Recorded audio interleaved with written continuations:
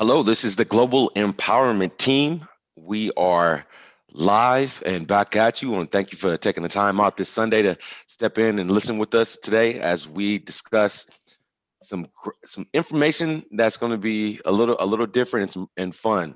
We're excited with our guest today, and before we get to that, before we give our proper introduction to our guest today, I want to go ahead and say what's up to my boy, to my counterpart, my business partner, Mr. Khalil Macklin. How are you today, sir?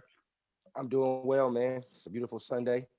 I've already prepared not only breakfast, but dinner, and I'm started on dessert. So things are shaping up. It's not, hey, look, it's not going to shape out as good as our guest dinner is going to shape out, but it's going to be good nonetheless. So I'm excited, man. Hey, B, I'm happy to have you on the show, man. You still in Atlanta right now, or when you coming back home?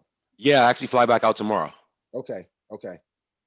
Well, I'm glad you're still dedicated to the movement, to the show, man. I appreciate you for being here. I'm excited about our guest because it's an Oakland native, somebody who grew up in the town just like I did, who shares that same town drive and spirit and energy that we all bring when you grow up in the Bay Area. You know what I mean? It's just embedded in us. It's embedded in us. So today we have an entrepreneur, somebody who is very involved in the Black community as far as giving back with that entrepreneurial spirit, that mindset when it comes to the mental health status in our community.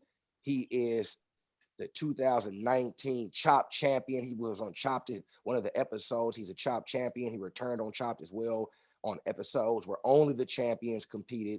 He is a restaurateur, as I said, very business minded. But I'm excited to have our guest just to pick his brain on his whys, his passion, some of the things he has coming up so that we can all show him support in his endeavors that he has going on. But without further ado, we have Chop champion Rashad Armstead. How you doing, my brother? Hey, what's going on? I'm doing good. Just enjoying life today. Blessed to be here. Man, thank you for taking your time out. I know when we were just talking a moment ago, you've got to get back into the kitchen and get some things done. So I appreciate you for taking time out of the kitchen for a moment to meet with the Global Empowerment team and talk about some For things. So sure. thank you, For my brother. sure. For sure. For sure. I'm just So happy to be here. Happy to be a part of the conversation. That's great. That's great, man. And hey, Khalil said it. You're Chop champion. That's huge. That's a huge accolade. That's a huge accomplishment. And we want to talk about that. We want to understand what your journey was with that, what your processes are now with obviously moving into other endeavors, and we're going to give you a chance to talk about that as well and introduce what your platform is going to be. All yes, right, for sure. but yeah, that's what I want to start at the beginning. We laid it out there. You're a Chop champion, so we're going to get to that pinnacle of things Yeah. because that's amazing. But it all started somewhere. You know what I mean? And I know a little bit Man. about your story because they kind of went over your background and your story on your episode of Chopped. But some of us we don't know that story. So I want to know, where did your passion for cooking come from? How did it get instilled into you for you to even get to the level now where you have multiple restaurants, you do pop-ups and you do all these different things, and you got the Black Collective going on, which we'll get into. But where did that love for culinary arts, which we just call cooking back in the day, is Yeah. you get in the kitchen cooking, where did that love stem from? Well, like you said, it started off from just cooking. You know what I mean? Like my whole entire family, that's what we do. We get down in the kitchen. We can burn some pots is what they used to say back in the day. We can definitely get down. And I think growing up around food and being what was like what was a shared experience was from my elders being passed down to me was such a major thing. So I just started at a young age cooking, learning from my mom, my aunts, my dad, my uncles, really just picking their brain and just mimicking what they were doing. And later on, I found out that they were doing a lot of great things that restaurant chefs that went to school. My family had been doing that for years. And so that's where it started at. And then, I started off as a dishwasher. I've worked in every area from a hospital to a jail. I've worked, oh man, schools. I've been personal chefs. I've worked restaurants, food trucks. I've done it all until about 2014. I had the opportunity to open up my own business. And that came on a whim. I was literally just, the opportunity presented itself and I just jumped at it. And that was the beginning of the the Chef Rashad career, I would say. Nice, nice. Now, who in your family actually had any culinary experience? I mean, other than Man, so my great grandmother Sarah Rawls, she was a very famous chef back in the early '80s. I'm talking Essence Woman of the Year, 2 cookbooks, cooking show. She was cooking for all the big celebrities that were coming out here to the Bay. She had 8 restaurants. I mean, she was a big deal. And then I think besides her, I had an uncle who was a restaurant manager, general manager on the corporate level. I had another great aunt. She was a chef, restaurant person also. All my family have done something in food. And then I just took it to what they kind of set up for me. And I kind of just went and took it from there. Nice. You added that new era spin to it with that business mind. Definitely. And then yeah, exactly. Definitely, Exactly. because my great grandmother, she was someone, 7th grade education level, recently divorced, basically homeless when she opened up her first restaurant. Didn't really have anything, and she was able to build off of just cooking literally an egg sandwich, and was able to build off of and open up restaurants from there. And so, because of her trusting a lot of the wrong people, sometimes it kind of messed her up in her business, because she could have been on the level of a lot of women that you see, such as Oprah and things like that. She was already there back in the '80s, back when it wasn't a normal thing for a Black woman to be owning her own production studio, producing her own shows, her own manager, and all that kind of stuff. She was already doing that. And so I kind of took what she did and kind of built up off of it, even in a more impactful way, because I'm more dedicated to understanding that you can't be on top of the mountain if your community and you don't have other people around you that you're pulling up behind you. So that's my whole business model, is that Yes. as I walk through a door, I pull others with me. And that's the whole focus of what we do. Honestly, people hear us say all the time, each one teach one, out of one comes many, iron sharpens iron, which are kind of saying the same thing. You know what I mean? They're all saying we should be sharpening each other. We should be teaching each other. Out of me comes not just my direct lineage of children, but if I could sit down with Rashad and he could educate me about things and I educate him about certain things, each one teach one. We just came out of each other in an essence of now we can expand our own personal brand, thought process, all these different things from the iron that sharpens each other. So that's the importance of with you having the Black collective.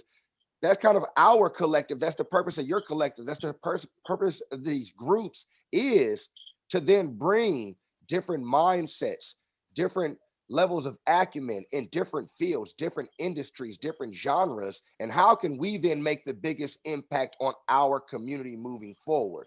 And that's why I wanted you on the show, is because the way you happen to do that, other than your entrepreneurial skill set, everybody got to eat. I was telling somebody the other day, like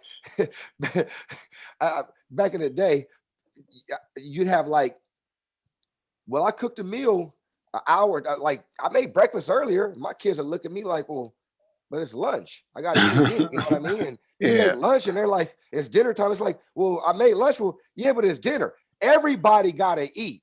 And for you, that's your way of now empowering people and bringing them together and edifying them, is through the food.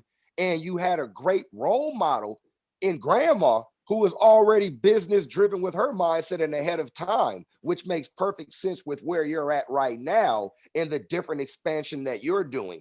And I want to touch up on that about the collective, the different businesses and the pop-ups that you have going on, the different restaurants, some time frames on when people can come back in, because I know COVID is still restricting us all.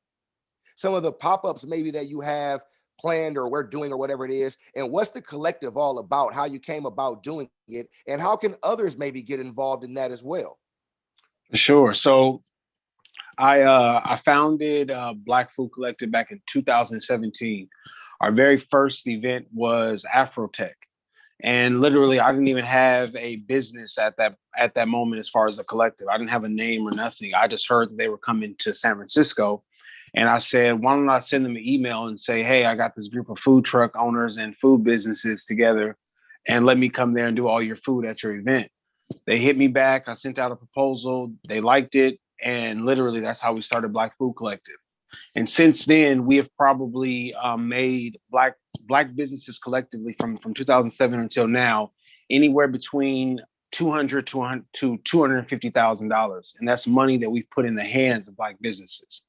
And that's since we started before COVID, before everybody started to look at Black businesses as a marketing tool that a lot of people are using now. We've been doing it for a long time, and the whole thing for me starting this, because I understand if you look at every economy or in every ecosystem, in every neighborhood, in every culture, you will see that food is the foundation of what they build off of.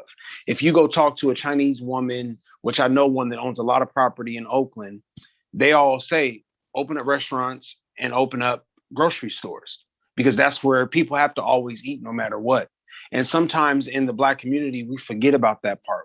We forget about how valuable our food is for our community. We go in, we try to run towards the investments that everybody else is doing, but we forget that the beginning of most communities' investments, they all started with food businesses. That's how they started. So the Black Food Collective, I wanted to solely bring light to that, to all these different businesses that we have around Oakland and around the Bay Area that focus on food, and just how diverse we are, but also the fact that our community needs to be our first customers. Before anybody else comes and supports us, our community is supposed to be there, lines outside the door, supporting us no matter what. But that's been the biggest hurdle, is getting the community to understand how valuable it is to invest in and support food businesses beyond just buying a plate of food. We got a lot of wealthy Black folks out here in the Bay Area. They got money. And getting them to understand that this is how you create an ecosystem, is by you starting off by investing in the food first. Before you go build a community center, before you go build a park, before you go do that, the food is where it all starts at, because food, that goes to our health, that goes to our, and not just our physical health, but our mental health, our spiritual health also. And the reason why, sometimes, and when you see communities that are suffering from poverty or suffering from a bad healthcare system, is solely about because of the food that they are ingesting in their bodies and eating constantly. And so if we can figure out as a community how to have more Black farmers, how to have more Black meat purveyors, how to have more Black owned grocery store products that are on the shelves, more grocery stores itself, having more Black owned restaurants, focusing on more vegan food, focusing on more healthier food. If we can focus our money, not just our support, but our money has to be in the hands of these businesses so they can grow. Because if it don't make money, it don't make sense. And a lot of folks trying to get that mission out there is literally like a full-time job. And so with the Black Food Collective, I knew it was going to be something when COVID hit. I knew that Black businesses that I had already been working with, they were already struggling, because we don't have as much access to capital as people think. And what I mean by access to capital is not that we can't go get a loan, because we can go get a loan. But when you talk about capital and you're talking about business investment and how much money you need to start a business, the one thing that we all do as Black owned businesses is that, number one, we undervalue ourselves when it comes to seeking investments, when it comes to seeking capital. And so when you talk about the lack of investment and the lack of access to capital, I'm talking about the money that you need not only to pay the rent for the first 6 months, the money you need to pay your employees for the first year, the money you need to actually survive for your salary for the first year, the money that you need in a savings account just in case a surprise happens. All those things are about access to capital. And a lot of financial institutions don't really understand that part of us just saying, okay, we need a loan to start this restaurant. We need way more than $50,000 to start a restaurant. We need at least $350,000. And when we start speaking that kind of language, even though we might have a similar product to our counterpart, which could be a white person, an Asian, or even a Mexican, we might have similar products. They are more likely to get financed than we are. And that's just not me saying it. That's actually statistics that are actually been proven. And then actually you can hear testimonies from food businesses that have experienced that. Mm-hmm. This is why we can't grow forward. So with the Black Food Collective, when COVID hit, I opened up this kitchen that I needed because I was cooking some meals. So I said, why would I share this platform in this space just have it to myself? Why won't I open it up to other people that I know are struggling? So we opened it up. We give people probably one of the biggest discounts. If you knew how much I'm charging for people to be in our space compared to what everybody else is doing, you would say you a fool. But I'm not worried about it because I'm just trying to keep this thing afloat and trying to keep space in the community that I know we have to have space in.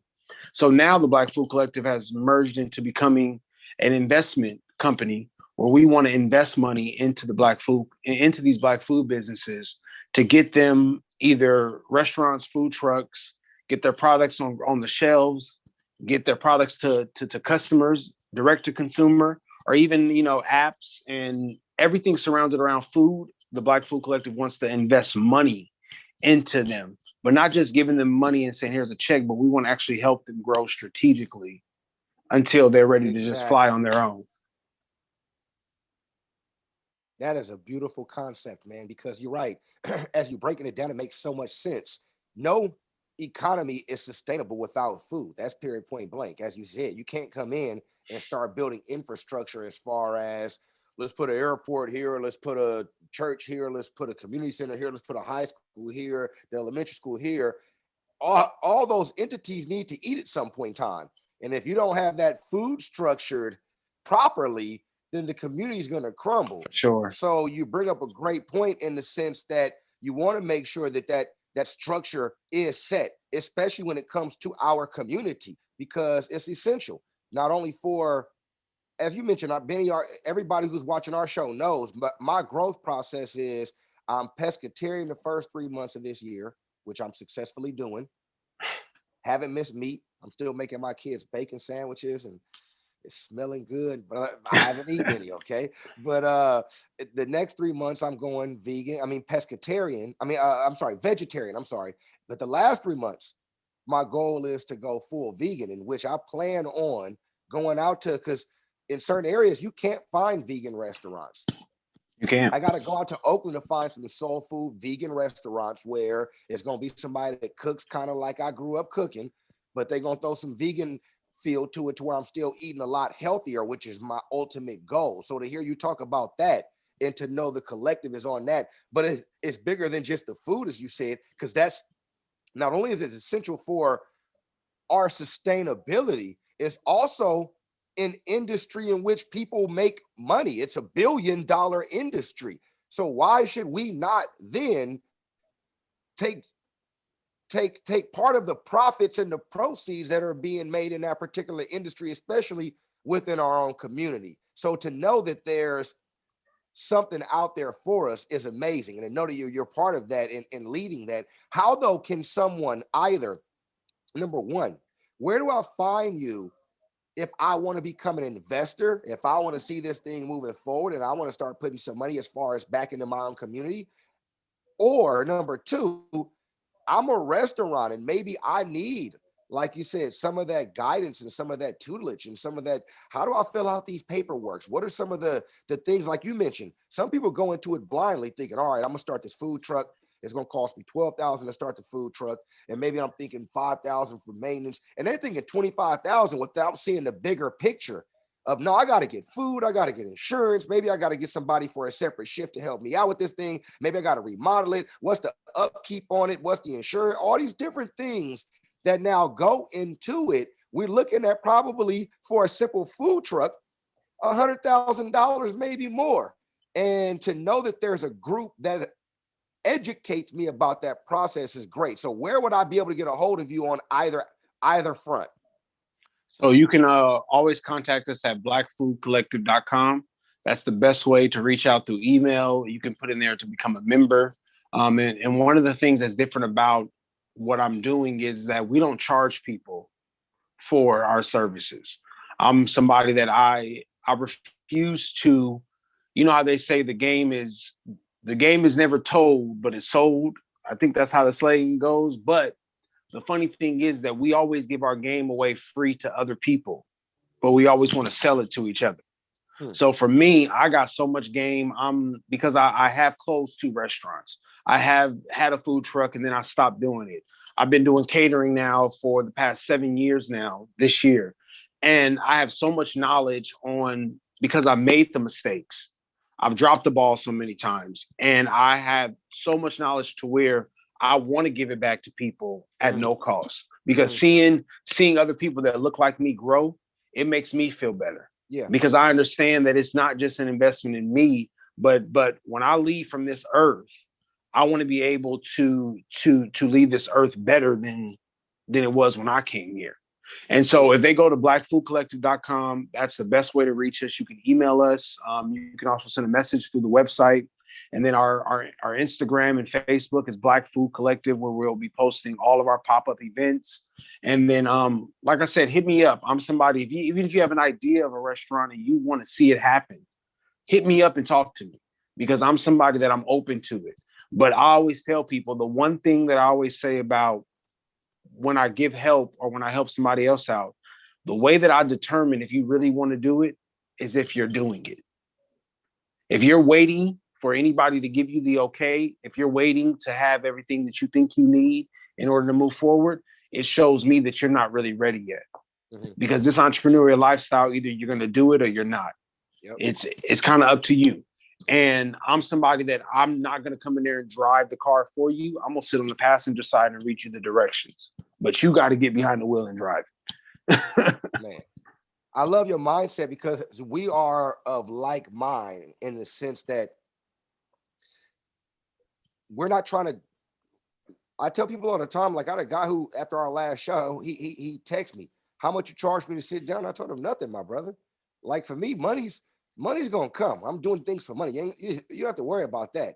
But as you mentioned, the information that I have, I'd be a fool if I sit on it and start trying to charge somebody monetary value for information. And honestly, I gathered through either trial and error circumstances. Some OGs gave me certain bits of a game to where I'm supposed to pass it down. You know what I mean? And that's where the true payment comes in. Is everybody needs money. Everybody got to pay bills. So we all do things for money. We understand that. But when you can go to bed and within 5 minutes you passed out because nothing's hanging over your head, because you don't do bad things, you do nothing but put good out there, it makes you feel great. And in the long run, that legacy, I remember when I went ziplining, certain trees swayed and certain trees didn't sway as much. And he started telling us, he was like, look, bro, the trees that sway, honestly, believe it or not, are sturdier than the trees that don't. He said, you got redwoods and then you got these oak trees. He said the oak trees kind of go straight down. Their roots go straight down. So they don't shake as much because their roots go straight down. He said, but a redwood's roots, they go out. He said, you'll find a redwood root 500 yards somewhere else. But the tree, but it's not going anywhere. That tree been around for 500 years. You know what I mean? So it's that type of mindset that we have to have and understand. We got to plant those roots and get them in deep and get them to spread out far and get them to spread out wide. And we do that by having these types of conversations and being vulnerable enough to say, you know what? I've closed 1 or 2 restaurants. So I'm going to tell you some game from trial and error. You know what I mean? From actually doing. I've owned a food truck. I can give you a little bit of information from doing these things before, and to know that there's a blackcollective.com out there for entrepreneurs who are doing it. Like you said, let's be doing it already. But to know it's something out there for us, that is great, man. I applaud you for that. So sure. What about the restaurants? The restaurants you got going on, when are those opening back up?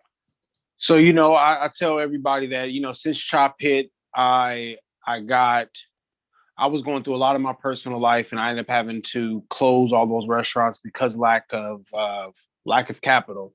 I'm somebody that I'm real hard-headed when it comes to things. Like, I'm gonna do it regardless.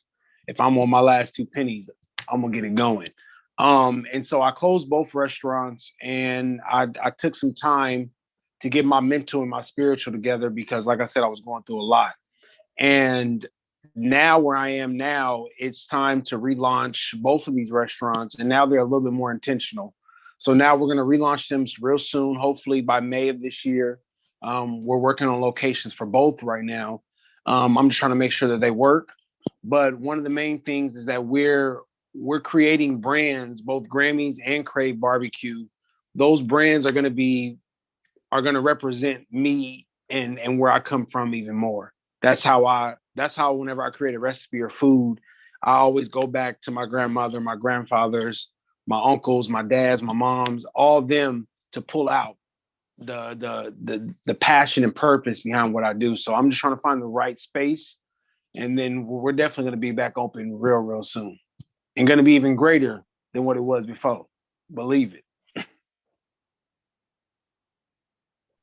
We need to collaborate on some things as well, because I would love to, like you and I were talking, have some type of collaboration where I bring some people in and we do some kind of lunch and learn so they can be exposed to some of what you're doing there while Benny and I educate them.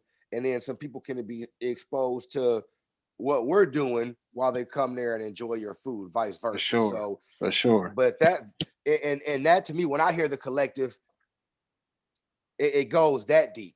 Obviously, it's for restaurant for people who are in the restaurant business, but we want to make sure that we're educating people in the restaurant business on how to keep that restaurant going, how to pass that restaurant down to the next generation. Like 33% of businesses only pass down successfully to the next generation, and then 10% pass down to the third generation successfully. And I would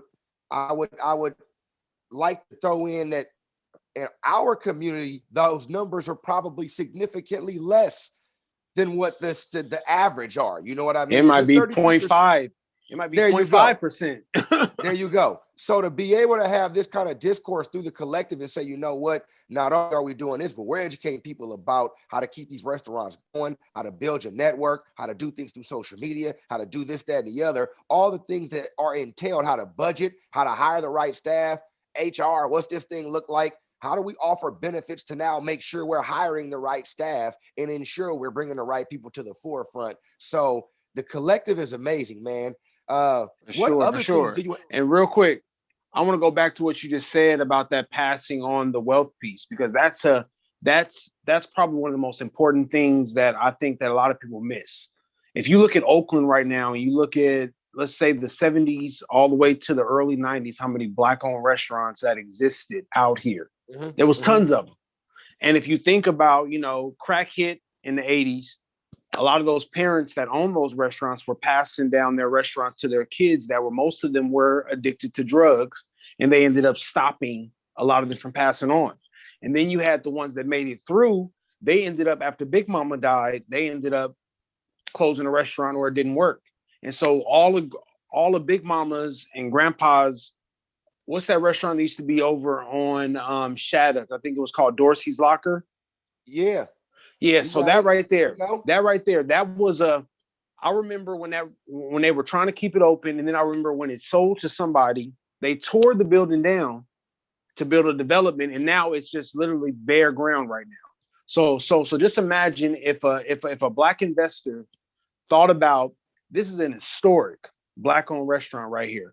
Why wouldn't you go and buy that from the family and you take it on, create a franchise out of it? And now not only are you opening up one here in Oakland, but now you can open them up in other cities. The menu and the brand is already created. But again, we let that brand die. You look at Flint's Barbecue, you look at Dickey's Barbecue, you look at Esther's Orbit Room, and all these other restaurants that were famous in Oakland, they all died.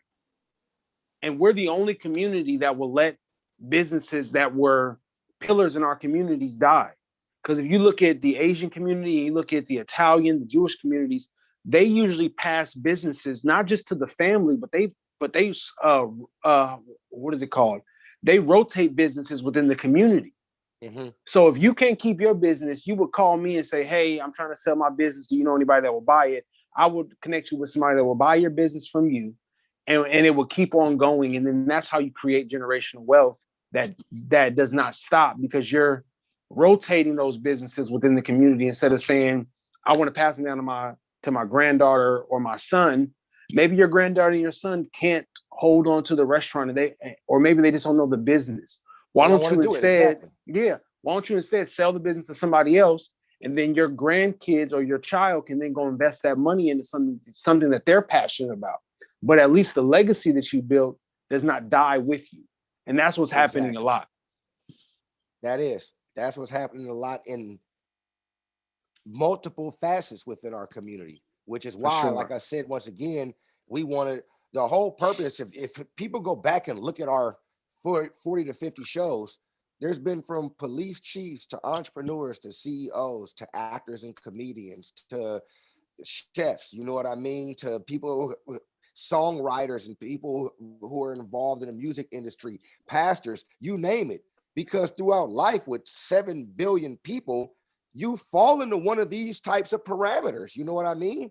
And you start identifying, and every message is the same for every one of our guests about finding your purpose and your passion and making sure you stay persistent. And everybody's got ups and downs and failures, but you learn from those failures. You don't take losses, you take lessons. And that's our whole goal, is every single industry you go into, there should be this type of collaboration and cooperation within it. It should be, like you said, how do we ensure that this is passed down? You know what? My kids may not love doing what I do. But if I can still pass down my business within my community to somebody who wants to do that, get some money, as you said, pass that down generationally to my children, educate them on how to invest it in things that they like, we still are generationally passing down sustainable wealth. And you rinse, wash, repeat. It's all about the education process through the collective, and you keep educating the next generations on how to do these things. And so throughout your maturation with the collective, keep in mind, you got a team like the Global Empowerment Team who can come out. I mean, Benny and I, we do things from helping people from taxes to insurance to investments to real estate to growth mindset to business plans, you name it. All those things, the reason why we started, because it's imperative in any walk of life that you have. And to know you've got that mindset, that's huge, especially for Black business owners, especially in the restaurant industry, where typically they don't have a lot of these different protections put in place for themselves. Sure. So I appreciate you, man. This has been a great conversation. I mean, I just can't. So what, really quickly before I let you go, what's the next thing you got going on? Where can we find more of you at? Are you going to be on any shows coming up? Do you have any type of live YouTube shows, cooking shows on Instagram or Facebook or anything like that? Do you have any pop-ups coming up? Do you have any starting dates of restaurants coming up? Is there any way people can call you and request your catering services, whatever it is? How do we get a hold of you? What do you have coming up when it comes to the catering? What are your specialties? Can I call you and, let's say, get a vegan recipe book or something like that for myself to learn how to, what's available that you have available for us? You know what I mean? So right now, like I said, we're still doing the pop-ups with the Black Food Collective. We're growing with that. Right now, we have about 4 pop-ups that are consistently there, at least 3 to 4 days a week. We're going to be announcing our Epic Ventures Test Kitchen, Ghost Kitchen model that we're going to be launching in West Oakland, which we're going to be raising capital to take on a 20,000 square foot lot where we're going to build a ghost kitchen, where it's going to have 30 ghost kitchens, 5 storefront mini restaurants, also a community space, also a community garden will also be there. So we're going to be launching that towards March. And then, like I said, we got the announcements coming up with Crave Barbecue and Grammys. Stay tuned to that. I am going to be on TV a little bit more, but, can't talk about that too much. You just got to just wait and see. And again, right now, I'm really focused on building the Black Food Collective hard right now. So as far as my caterings and all that kind of stuff like that, if it ain't nothing nice, I really don't take too many catering jobs right now because I'm focused on the business part of business. But if you want to follow me on Instagram, I'm at Chef Rashad 2.0. Again, you can go to Black Food Collective, and that's where you can reach me through email. The email address is info@blackfoodcollective.com. Like I said, I'm always willing to talk, always willing to give back. We got we got our podcast cooking show that's going to be launching real soon. It's going to be like this real different, where I'm going to be cooking, but also just giving you some game about life too.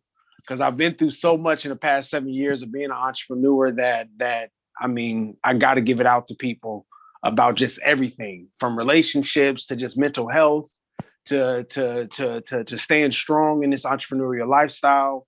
And just by not being afraid to be who you are, no matter what, and finding your purpose in life is the most important thing that you can do. So we definitely got a lot of things coming. Just stay tuned. Please follow me on Instagram. That's probably the best way to stay up on everything that I got going on.